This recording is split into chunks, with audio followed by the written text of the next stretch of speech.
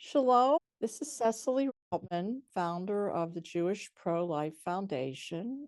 At the Jewish Pro-Life Foundation, we're making the original pro-life religion pro-life again.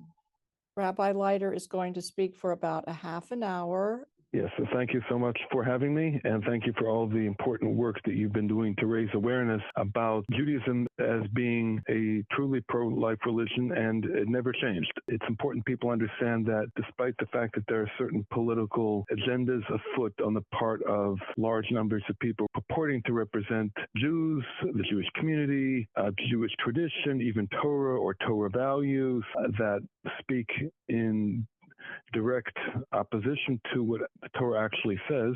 Despite all that, the fact is that the Torah never changed. It was always pro-life, and it always will be pro-life. And whatever you hear to the contrary has nothing to do with the Torah. It has to do with the distortion of the Torah.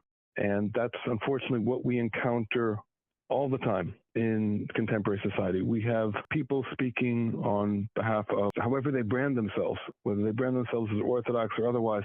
You have people saying things that do not reflect authentic Torah values or Torah law or the spirit of Torah. And unfortunately, we have very few people that are heard publicly fighting back and setting the record straight. But Judaism has never changed. It's these people that never got it straight or insist on distorting the authentic truth of Torah. And we know from one of the leading luminaries who founded the Yeshiva movement in the United States, Rav Aaron Cutler, a blessed memory. He fled the Nazis. He established the Yeshiva movement in this country. He was known as a man of not only tremendous learning, a brilliant man, he was also a man of tremendous principle. And he understood that you cannot build kosher Torah on non-kosher financial support. And he was someone who didn't sacrifice his principles.